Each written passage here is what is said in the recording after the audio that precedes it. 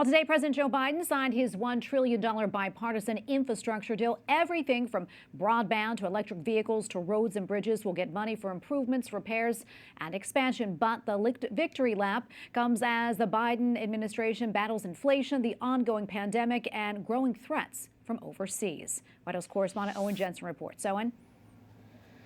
Tracy, to be clear, the bill signed today is completely separate from the nearly $2 trillion Build Back Better legislation that opponents call a socialist wish list. Now, in just a few moments, my colleague Eric Rosales will have more on that. But today, for the Biden administration, it's one down and maybe one to go.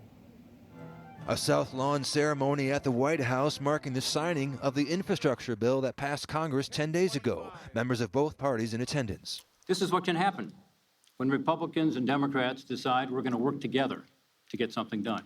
The $1 trillion spending package goes beyond road repair. The White House calls it a once-in-a-generation investment in our nation's infrastructure and competitiveness that will rebuild bridges and rails, expand access to clean drinking water, and ensure access to high-speed internet. Also on the agenda today, a high-stakes meeting with China. Press Secretary Jen Psaki says President Joe Biden's virtual meeting with President Xi Jinping will address ways to manage competition between the two countries. The president will express areas where he feels China should be taking additional action, should be behaving in a different manner that is more aligned with the rules of the road and the expectations of the United States and the global community. China is accused of bearing down on Taiwan, developing a threatening new military posture, and imprisoning Uyghurs in concentration camps.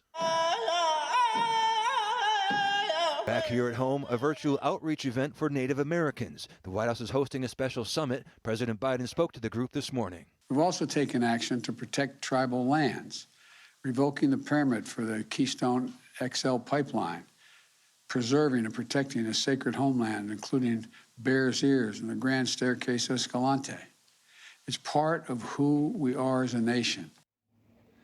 Now, the president today also signed an executive order to address what he calls the crisis of violence against Native Americans. Part of it calls for federal officials to work with tribal nations to improve public safety and advance justice, focusing on sex trafficking, sex assault, and child abuse. At the White House, Owen Jensen, EWTN News Nightly.